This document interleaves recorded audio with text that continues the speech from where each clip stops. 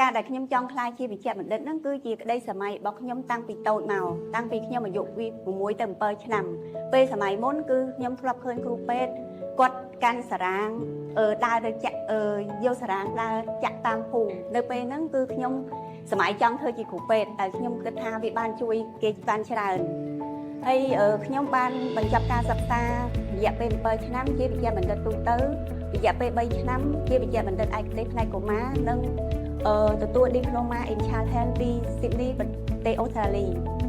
ខ្ញុំបានធ្វើការនៅមន្ទីរពេទ្យគន្ធបុប្ផារយៈពេល14ឆ្នាំបញ្ហាដែលខ្ញុំចង់ដោះស្រាយគឺទាក់ទងជាមួយនឹងកង្វះខាតនៃ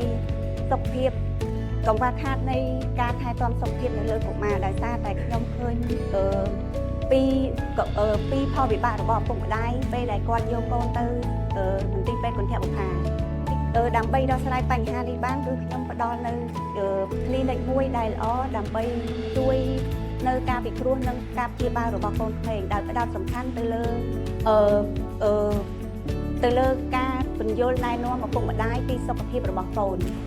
ហើយសេវាកម្មរបស់ clinic ខ្ញុំទី1គឺតាក់ទងជាមួយនឹងការពិគ្រោះនិងការព្យាបាលទៅលើកូនក្មេងទី2តាក់ទងជាមួយនឹងការប្រឹក្សាឪពុកម្ដាយពន្យល់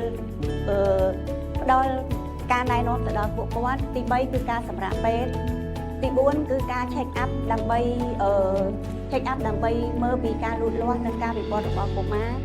ទី5គឺការចាប់អាសង្ឃដូចមានទាំងវ៉ាក់សាំងថ្នាក់ជាតិនិងវ៉ាក់សាំងអន្តរជាតិនិងទី6តាក់ទងជាមួយនឹង laboratory ពិនិត្យវិភាគ